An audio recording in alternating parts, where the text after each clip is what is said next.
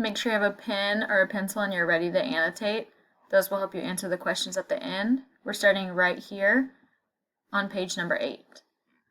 When the fields ended and the Granger forest spanned both sides of the road with long overhanging branches, a tall, emaciated-looking boy popped suddenly from a forest trail and swung a thin arm around Stacy. It was T.J. Avery.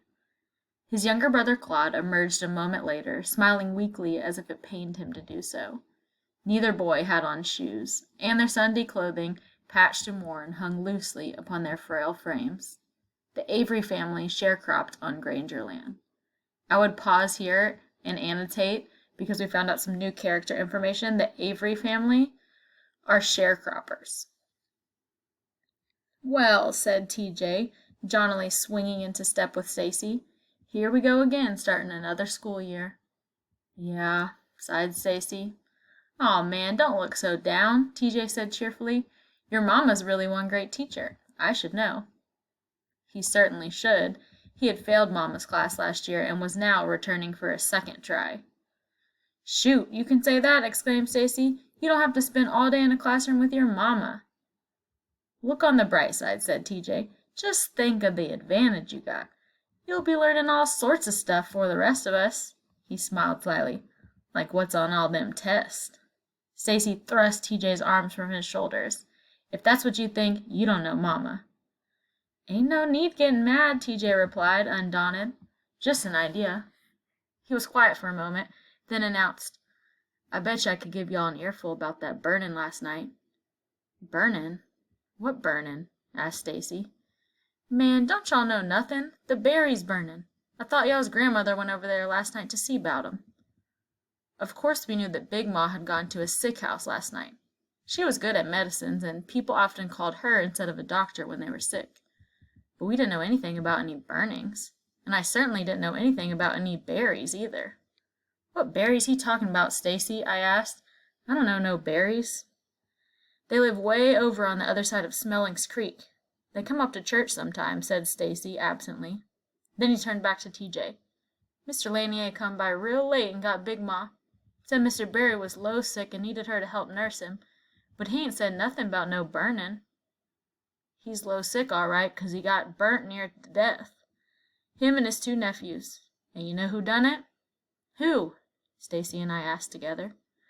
Well, since y'all don't seem to know nothing, said TJ, in his usual sickening way of nursing a tidbit of information to death, maybe I ought not to tell y'all. It might hurt y'all's little ears. Oh boy, I said, don't start that mess again. I didn't like TJ very much, and his stalling around didn't help. Come on, TJ, said Stacy. Out with it. Well, TJ murmured, then grew silent, as if considering whether or not he should talk. We reached the first of 2 crossroads and turned north. Another mile and we would approach the second crossroads and turn east again. Finally, TJ said, Okay, see, them berries burnin' wasn't no accident. Some white men took a match to 'em. You mean just lit 'em up like a piece of wood? Stammered Christopher John, his eyes growing big with disbelief. But why? Asked Stacy. TJ shrugged. Don't know why.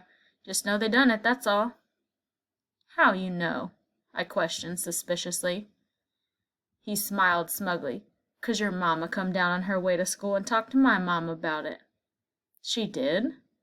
Yeah, and you should have seen the way she looked when she come out of that house. How'd she look? Inquired Little Man, interested enough to glance up from the road for the first time. TJ looked around grimly and whispered, Like death. He waited a moment for his words to be appropriately shocking, but the effect was spoiled by Little Man, who asked lightly, What does death look like? I would pause right here because you found out some really important information about something that happened to the Berries family, and I would make a plot annotation off to the side. TJ turned in annoyance. Don't he know nothing? Well, what does it look like? Little Man demanded to know. He didn't like TJ either. Like my grandfather looked just before they buried him, TJ described all-knowingly. Oh, replied Little Man, losing interest and concentrating on the road again. I tell you, Stacy, man, said TJ morosely, shaking his head. Sometimes I just don't know about that family of yours. Stacy pulled back, considering whether or not TJ's words were offensive, but TJ immediately erased the question by continuing amiably. Don't get me wrong, Stacy. They some real swell kids, but that Cassie about got me whipped this morning. Good, I said. Now how'd she do that? Stacy laughed. You wouldn't be laughing if it happened to you. She up and told your mom about me going up to that Wallace store dance room, and Miss Logan told Mama. He eyed me disdainfully, then went on. But don't worry. I got out of it, though.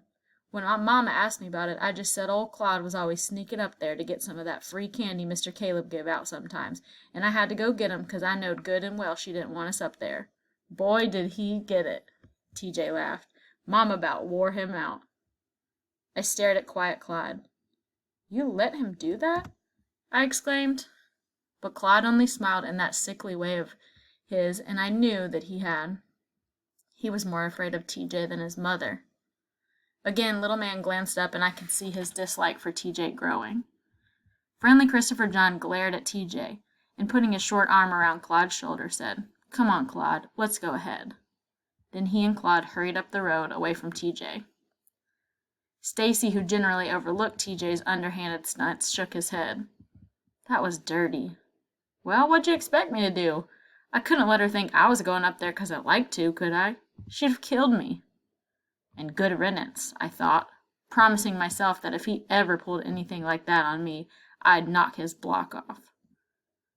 Pause right there. We're going to stop for tonight. Go back to your Google form and make sure you answer the questions before turning in your assignment.